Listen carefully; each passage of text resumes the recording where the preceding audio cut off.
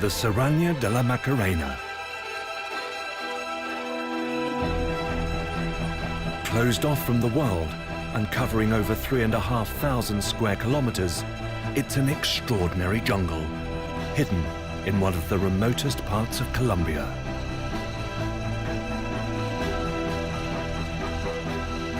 It has at its heart one of the oldest mountains in the world. A huge outcropping of sandstone over 2,500 meters high and 400 million years old. Ecologically important, it is the crossroads for the plants and wildlife of 3 different habitats.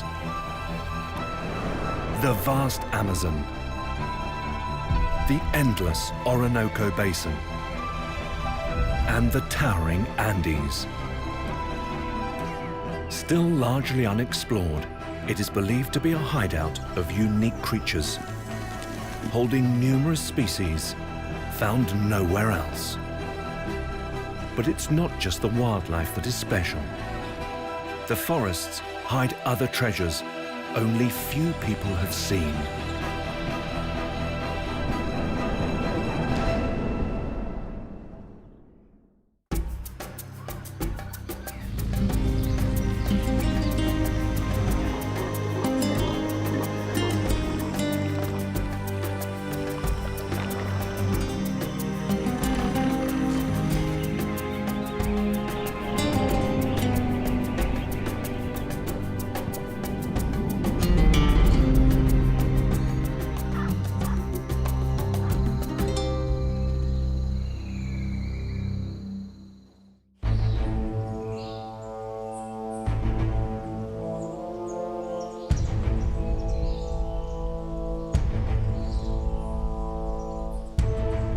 Colombia's present-day geology has been formed by a combination of tectonic, volcanic, and glacial forces.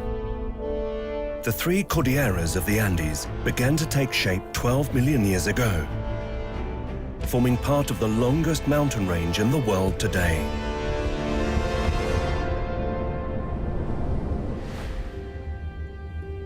Colombia sits right above 3 of the Earth's tectonic plates, and the national park of Serrania de la Macarena sits right in the middle of the country. It is flanked by the jungles of the Colombian Amazon to the south, the grasslands of the Orinoco Basin to the northeast, and the Colombian Andes to the northwest. We start our journey here.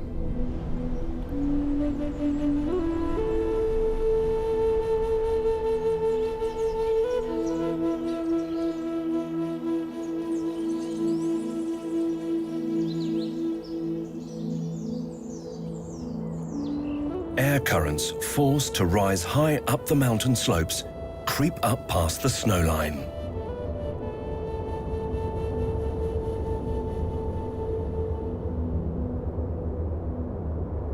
The drop in pressure causes the water vapor to cool until it condenses into clouds. These cloud-cloaked mountains are home to Colombia's king of the sky.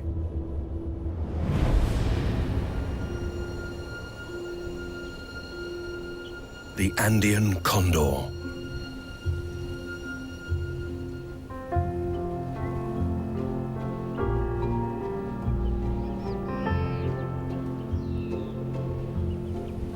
It is the second largest land-flying bird on the planet, with a wingspan of over 3 meters.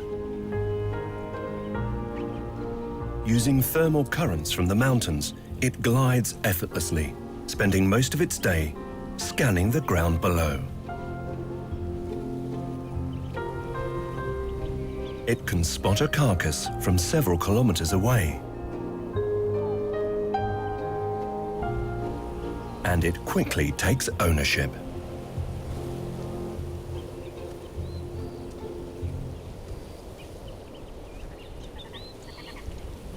Its sharp, hooked beak enables it to tear even the toughest of hides.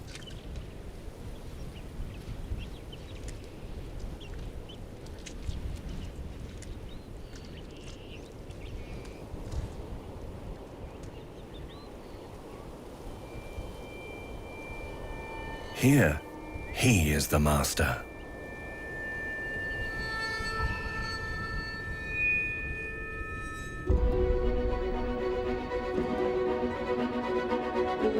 Colombia is dominated by these iconic peaks, covered with perpetual snow and ice.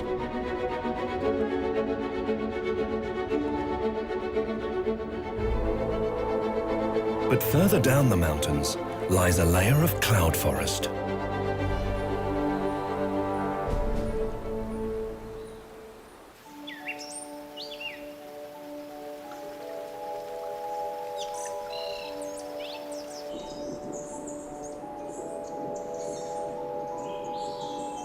It's a world of mist, stunted trees, and dripping epiphytes. With rain falling nearly every day, it is constantly wet.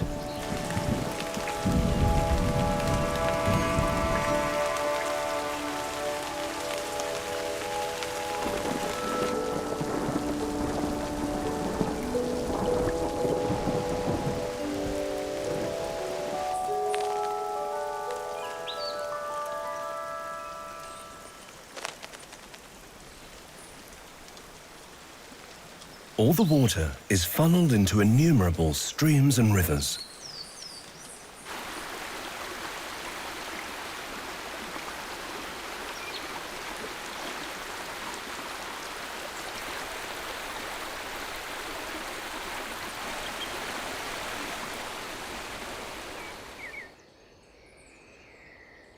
The maze of ridges and valleys of these forests have isolated their species, resulting in a treasure trove of biological diversity.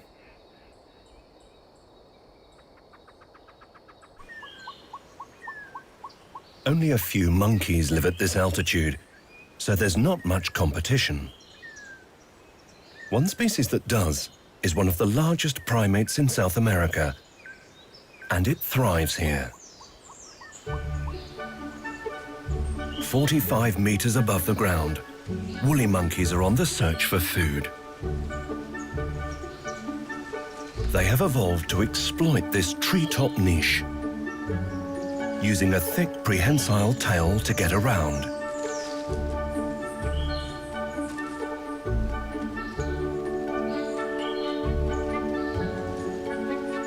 It allows them to reach nuts, seed pods, and fruits at the end of branches. These amazing tails also help them leap between large gaps.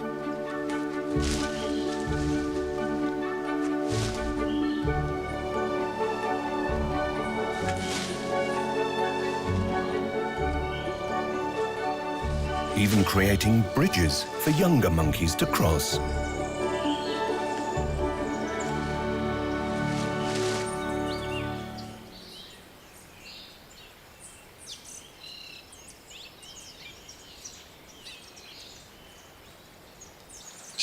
Cloud forests also support a breathtaking diversity of birds.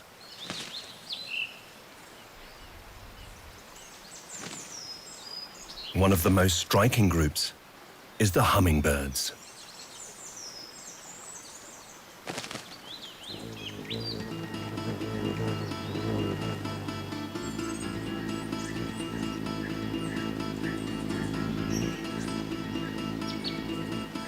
High altitude causes the nights to be cold and the days to be damp, so not many insects can survive up here.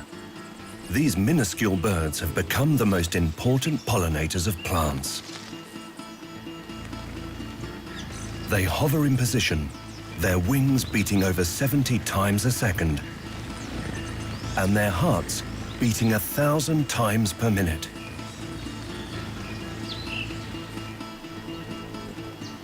To power their incredible metabolism, they must drink their own weight in nectar every day. They feed from hundreds of flowers to gain enough energy to survive.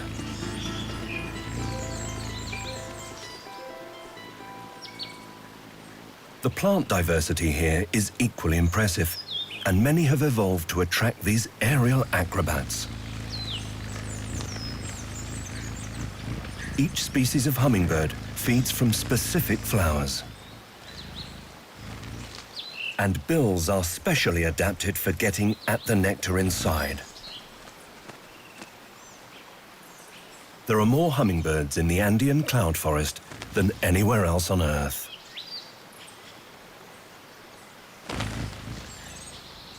The abundance of fruit here also means many other birds can cram in lots of calories.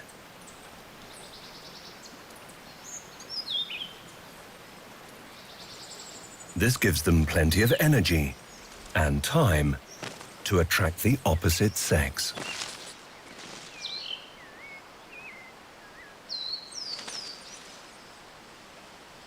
One inhabitant works extra hard to find a mate. The flamboyant cock of the rock. The brighter his plumage, the stronger his genes.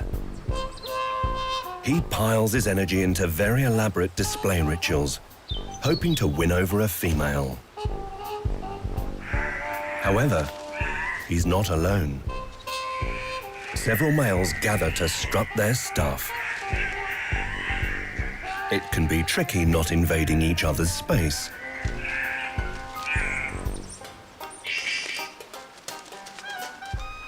He needs to always look his best. All this effort can be exhausting.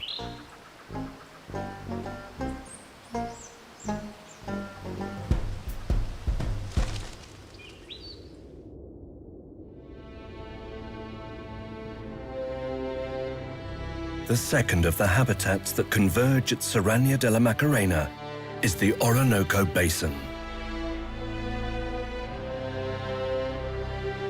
The mighty Orinoco River cuts through the heart of this landscape, through dry forests and seasonally flooded plains, before dispersing into a delta of swamp forests and coastal mangroves.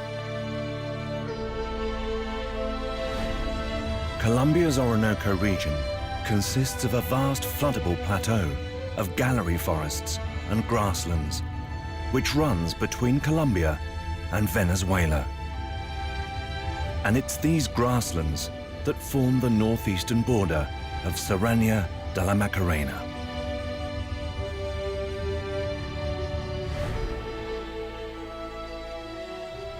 The vegetation and wildlife of this region has evolved to cope with yearly flooding and drought.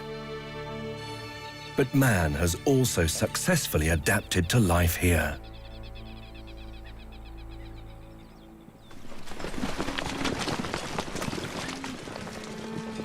This is cowboy country.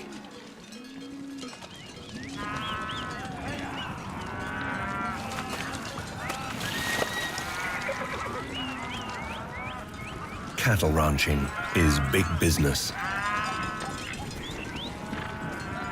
Soils are too poor for agriculture, but the grass is perfect for grazing. It is one of the world's richest tropical grasslands, so the cattle here share their habitat with more than 100 species of mammal and 700 species of bird. One mammal stalking the gallery forests is a ghostly hunter. The elusive puma. Also known as the mountain lion, it is more closely related to the domestic cat.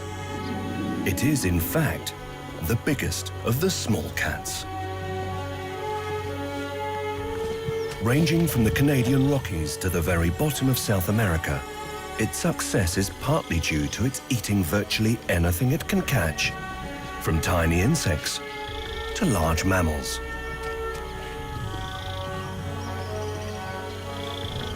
An accomplished climber, it uses trees to pounce onto prey. And it occasionally takes monkeys.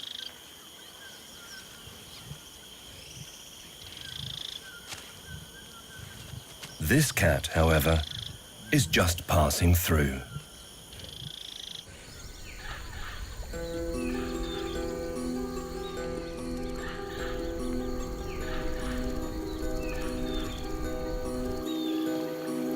The trees along the rivers of the Orinoco Basin are home to the most specialized leaf-eating bird on Earth.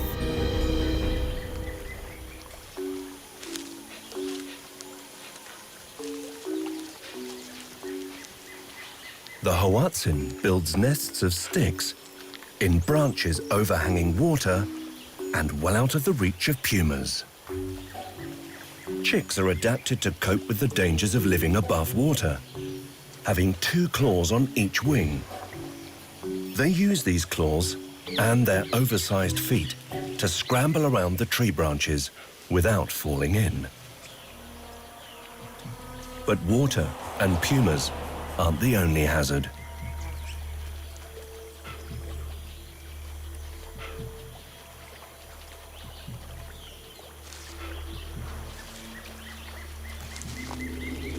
Tree boas are usually ambush predators, but will happily try to snatch vulnerable chicks from a nest.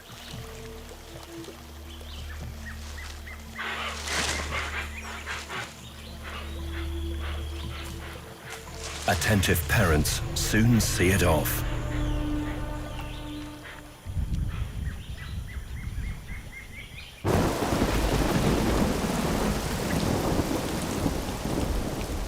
During the rainy season, from May to October, parts of the basin can flood up to 1 meter.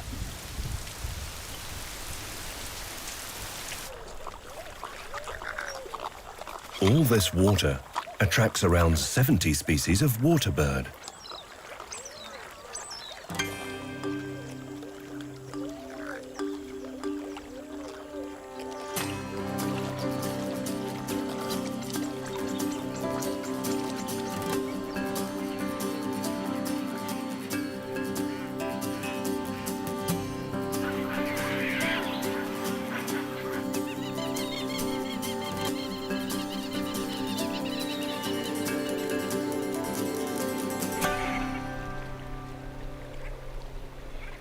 Black skimmers take advantage of the bounty of fish the seasonal flooding has brought.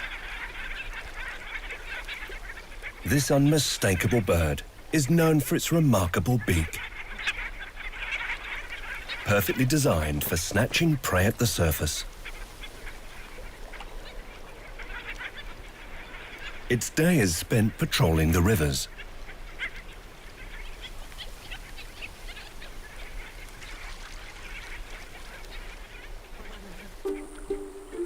While skimmers prefer to nest on the ground, other water birds here build their nests as far away from it as possible.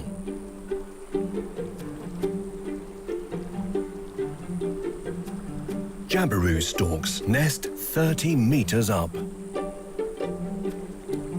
These chicks are well on their way, but still rely on their mother for food.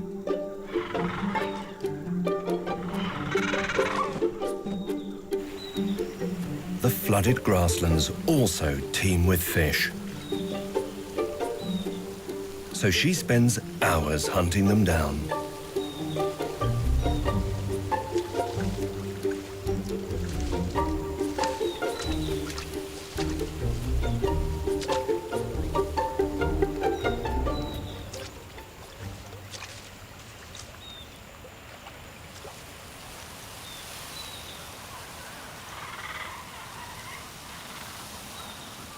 When her crop is full, she returns to the nest.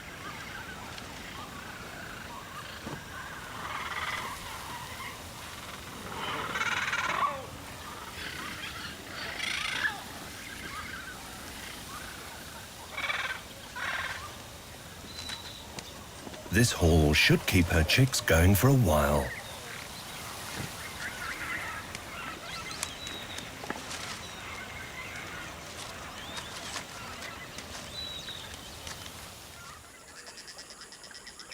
On the banks of a nearby river, ancient reptiles bask in the sun before they can begin to hunt.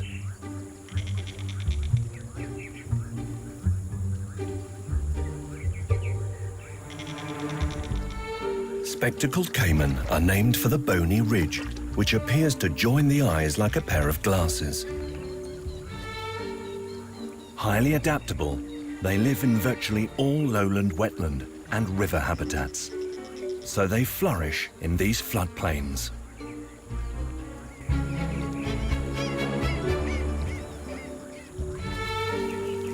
These small crocodilians, which are adept at catching fish, are opportunistic feeders. And sometimes, the largest rodent in the world is on their menu. The capybara. Over 1 meter in length and weighing as much as an adult human, these are highly social herbivores which live in large groups. Breeding begins at the start of the rainy season. Female capybara can have up to 8 young at one time.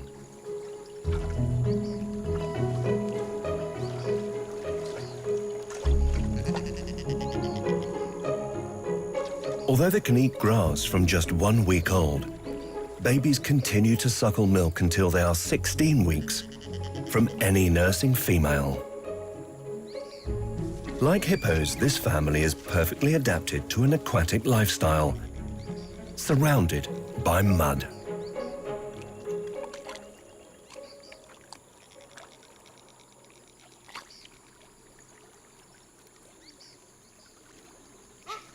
They are as agile on land as they are in water, capable of spectacular dives that take them under the surface, where they can remain completely submerged for several minutes. Broad, partially webbed feet help to make them excellent swimmers. Much of their time is spent amongst the water hyacinth. It gives the younger family members great cover from the caiman. Adult capybara are too big to catch, but babies make a hearty meal. This youngster needs to learn quickly how to avoid its main predator.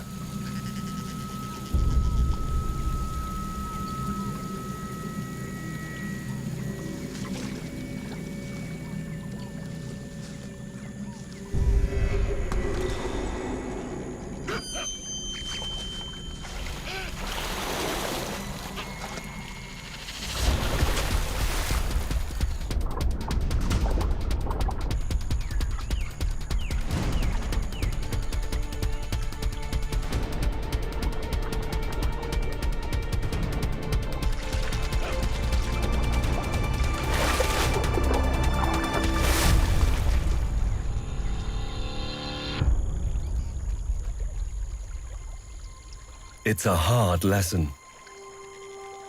Only 1 in 20 babies survive here.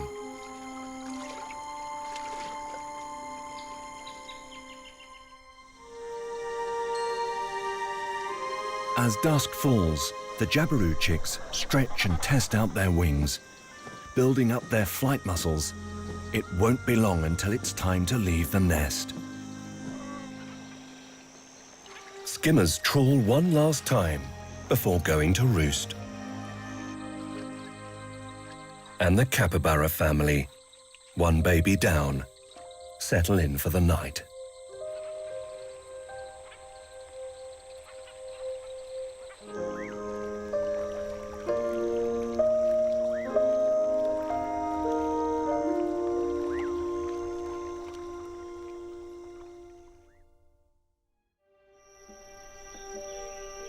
The sun rises over the Amazon, the final habitat to create Serrania de la Macarena. Colombia has 10% of this colossal rainforest within its borders.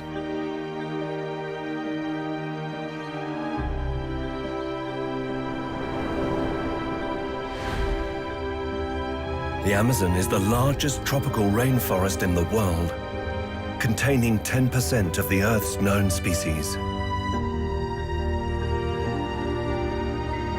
The basin is drained by the Amazon River, which is made up of 15,000 tributaries. This river system is the lifeline of the forest, and the Colombian Amazon creates the park's southern border.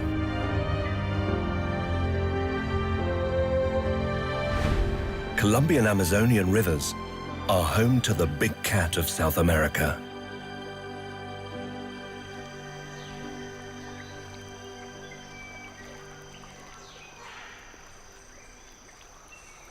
The jaguar is the largest carnivore in the Americas and has the strongest bite of all big cats, twice the strength of a lion. But this female is taking a break from hunting. These felines are able to take virtually any prey on land or in water. So with so much food around, she has plenty of time to relax. She may be a big cat, but like all cats, jaguars love to spend much of the day lounging around.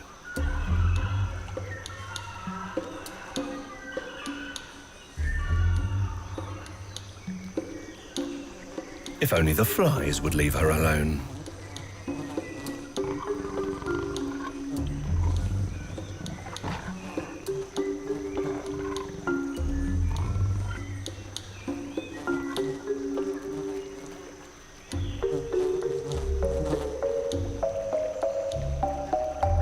As well as being a supreme ambush predator, she is also a skillful swimmer. So when it's time to find a new resting spot, away from the relentless flies, going via the river is just as easy.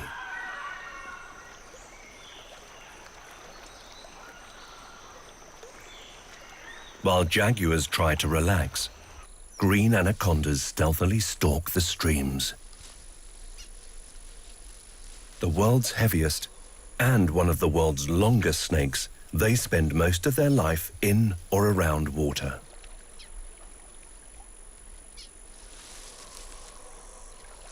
Like the jaguar, they too are ambush predators. Hiding just beneath the surface, waiting for hapless prey to pass by or stop to drink.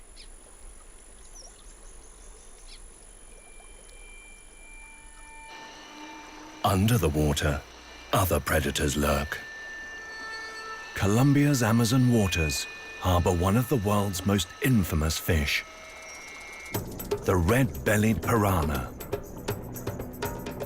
Often portrayed as a terrifying predator hunting in packs, stripping prey bare within seconds, piranhas actually live in large shoals for protection. They do not hunt as one. Usually, only when very hungry or overcrowded in shrinking pools will piranha enter into their feeding frenzies. Schools will home in on prey and devour it within minutes. Sharp, triangular teeth which interlock when the mouth is closed, and specially adapted jaws give it a powerful bite.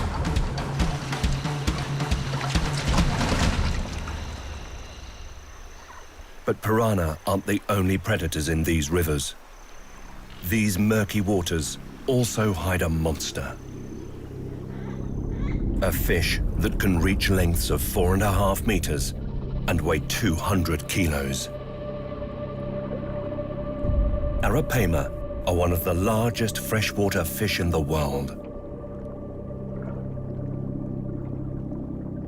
This strange creature breathes air, using a modified swim bladder as a lung, and it has a bony tongue with teeth, which helps it to chew and swallow.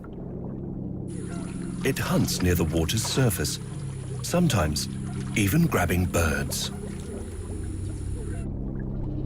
The armor-like scales of the skin are piranha-proof. But the arapaima and the piranha are both defenseless against another iconic predator of the Amazon.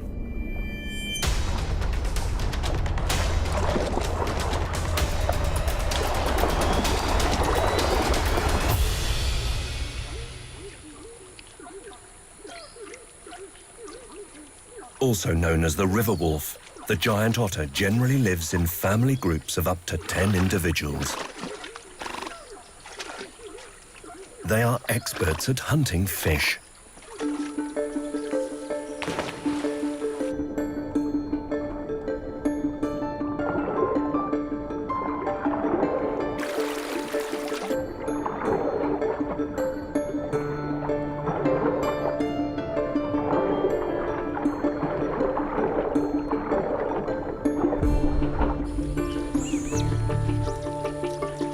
Having voracious appetites, the adults often get through over 3 kilos of fish a day.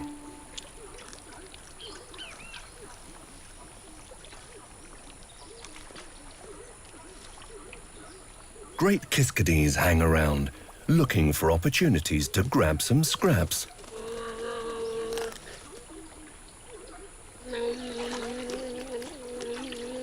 But some otters really don't like to share.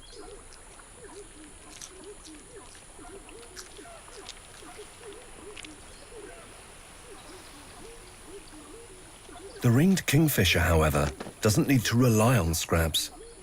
He can do his own fishing.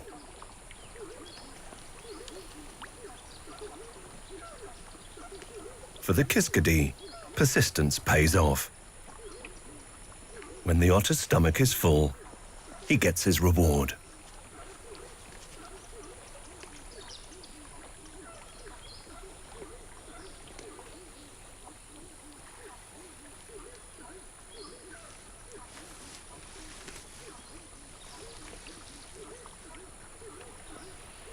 Pups still in the den are beginning to venture out.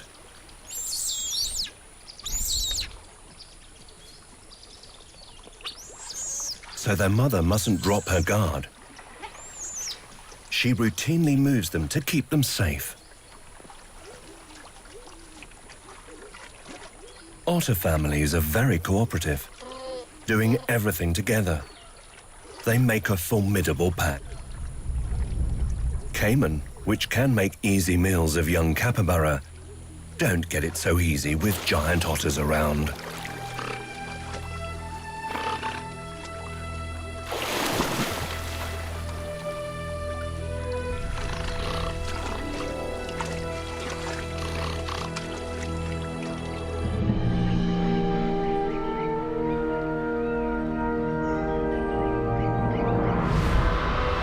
All 3 habitats, Amazon, grasslands, and Andes, converge to create this incredible national park. The Serrania de la Macarena. A lush region made up of jungle, shrubland, and savanna, strewn with isolated peaks, winding rivers, and spectacular waterfalls. This habitat is so special, it was Colombia's first designated national park. Called the treasure of the world and a biological bank, more than 15 million specimens were collected during early studies of this area.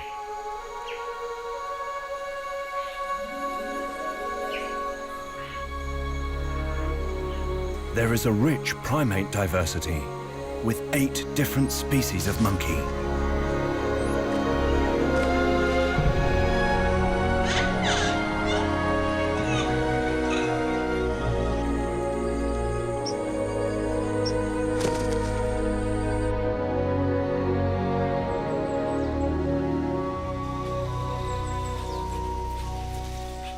Brown capuchins inhabit the understory and mid-canopy of the forest.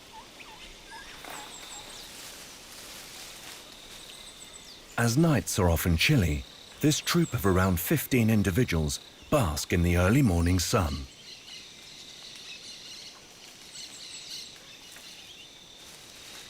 It isn't long before hunger kicks in. Tree-burrowing insects are a favorite food.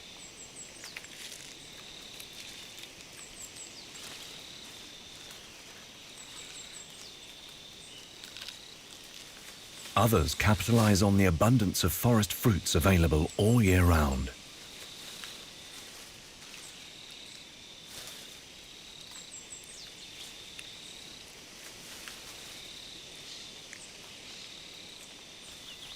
Rainwater collected in bromeliads helps quench their thirst.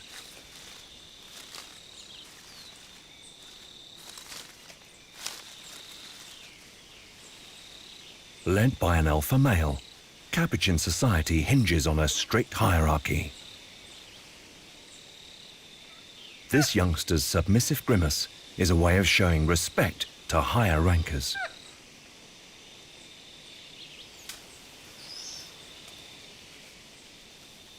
Brown capuchins are so versatile, they've become one of the most widespread monkeys in South America.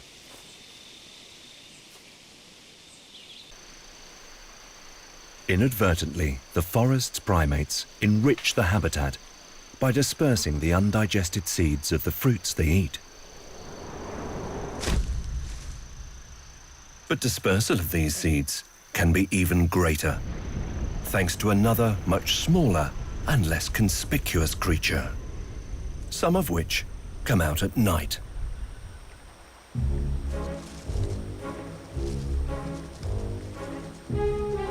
Dung beetles. Some of the 1,200 species of insects found here. They are the kings of secondary seed dispersal, getting precious seeds out of dung and away from seed predators.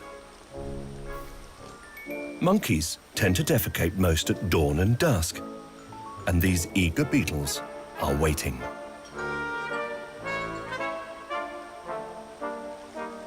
Within minutes, and from a great distance away, they have detected the fresh aroma and zeroed in to the exact spot. Primate dung is an important resource for them. They need it to reproduce.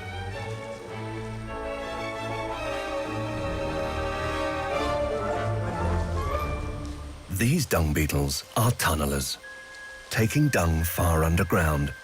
They lay an egg on it, and the larva that hatches has all the food it needs to grow. Dung beetles are especially important in South American forests, which have been fragmented by man.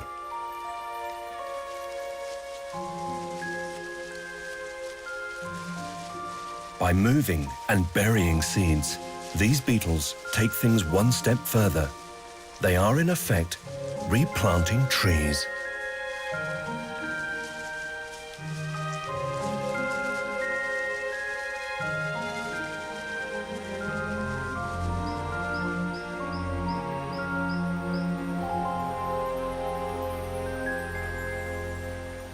Nighttime is also when one of the weirdest birds to inhabit Serrania de la Macarena wakes up. Cave-dwelling oilbirds. So named because indigenous tribes boiled chicks to produce oil for cooking and candles. These birds spend most of their life in virtual darkness.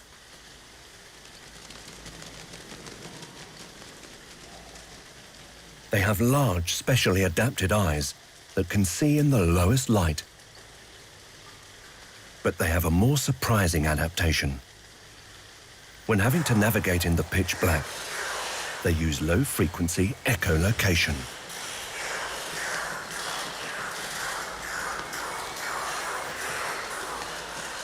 Broad, long wings also help them maneuver around obstacles. Roosting colonies can have as many as 10,000 birds.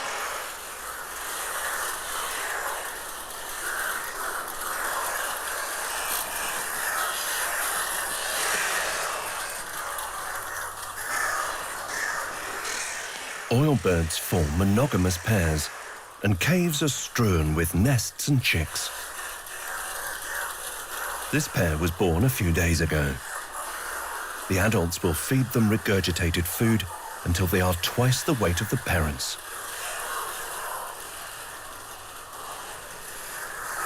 What makes these birds even weirder is, in fact, what they feed on. At dusk, the adults exit the cave en masse.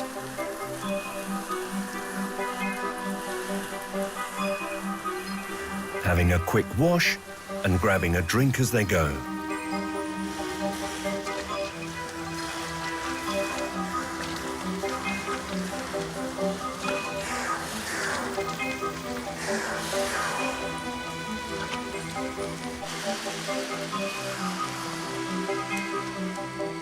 After foraging far and wide, they sniff out what they're searching for. Small and pungent, avocado-like fruits. They hover to pluck the fruit off the tree, and it is swallowed whole.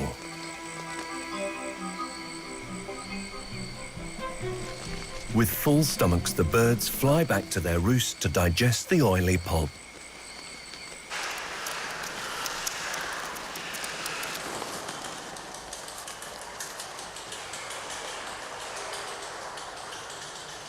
Shiny, clean nuts are eventually regurgitated. Caves are littered with these seeds, but without soil and light, no trees will ever grow.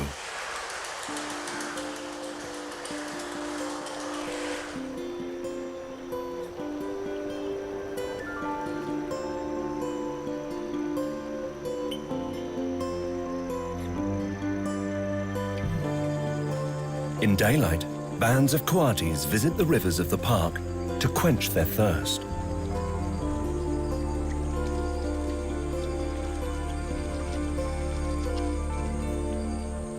This group of raccoon relatives is all female, only tolerating adult males when it's time to mate. Red-capped cardinal fledglings also venture down to the water's edge. While for the coatis, safety in numbers allows them to take time for a well-needed groom.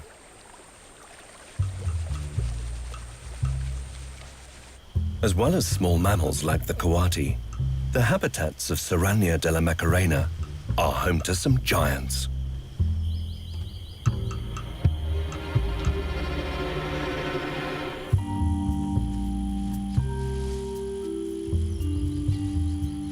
Up to 2 meters long and designed solely to eat ants and termites, the giant anteater roams the grasslands of the park, unhindered by water.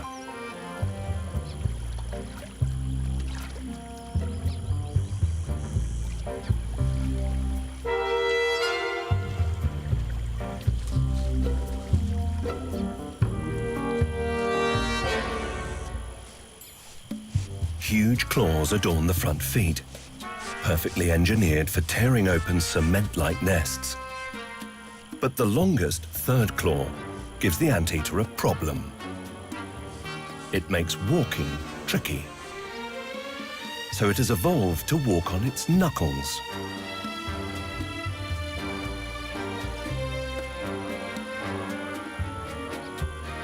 The head of this bizarre creature is mainly its nose. A bony tube which houses a tongue over ½ meter long, ideal for reaching its preferred prey. Termites.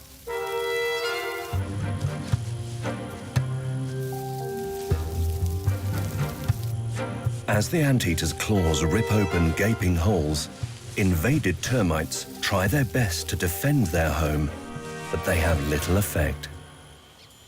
Sticky with thick saliva, it uses its tongue to hoover up its tiny prey.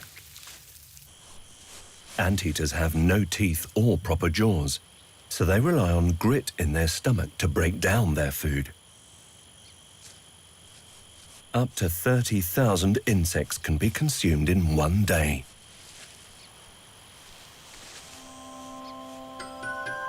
When it's time to rest, the large tail serves as blanket and camouflage rolled into one.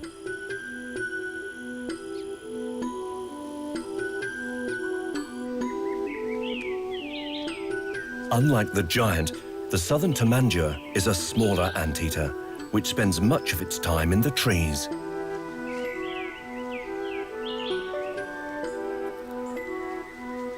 But when it does come down to the ground to forage, it needs to remain vigilant.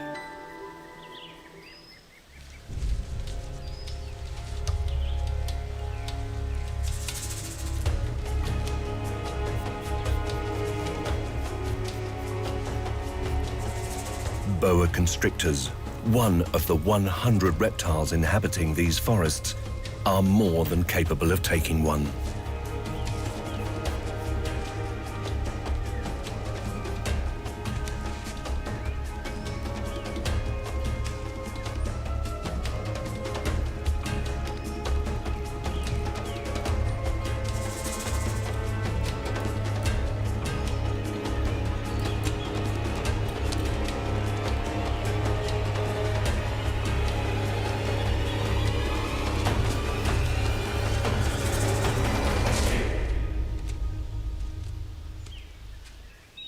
tamanduas will get back up into the relative safety of the trees as soon as they can. They have a semi-prehensile tail, acting as a fifth limb, which makes a life among the branches easy. Being arboreal, tamanduas are able to prey on tree-living termites and ants. And there's no better place for a tree-dwelling specialist than the life-nurturing jungles of Serrania de la Macarena.